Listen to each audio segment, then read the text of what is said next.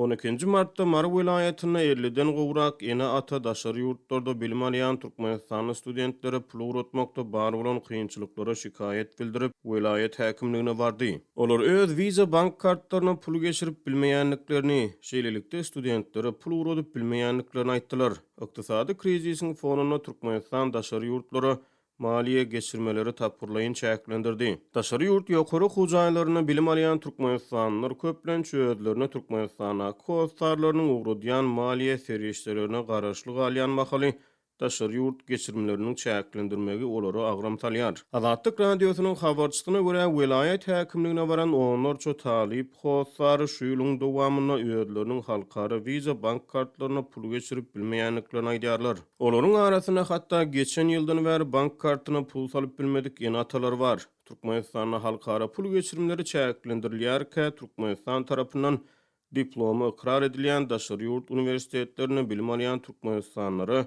ýurtdan her ay çäkli möçberde pul uratmak mümkinçiligi döredilipdi. Ýöne anly güni vilayet häkimligine ardy şikayet bilen baran inatalaryň biri geçen ýylyň noýabr aýyndan bäri özüniň Visa bank kartyna hatda $1 hem salyp bilmeýänligini we student ogluny pul uradyp bilmeýänligini, şol sebäpden onu gaýgy edýänligini Azatlyk radiosynyň habarçysyna gurrun berdi. Ol oglunyň okuwyna zerur bolan çykdyjylar üçin ilki başda özüniň awtowlugyny we mallaryny satanlygyny gurrun berdi. Oglumyz ýokary bilim alyp ýurda gelse jigilerine goldaw bolar diýip umyd etdik. Bizin çağalarymyza hiç ýyly puly berip bilemzok diýip bir ene ata gurrun berdi. Student howsarlarynyň sözlerine görä daşary ýurtlardaky türkmen studentleriniň arasyna açlyk çekýän, köp mukdarda karz pul alan oglan gyýlar hem bar. Häkimlige ýüz tutan talip howsarlary resmiýleriň öz ardy şikayetlerini dinlemeýänliklerini aýdýarlar. Vilayet häkimligi bize hiç ýyly jogap bermedi. Bizin adam sanymyzy köpeldip innik hepde ýene gelip görmekçi diýip bir ene ata aýtdy. Türkmenistanyň pul geçirim çäklendirmeleri özge ýurtlardaky türkmen studentleriniň arasyna garşylyk töredýär.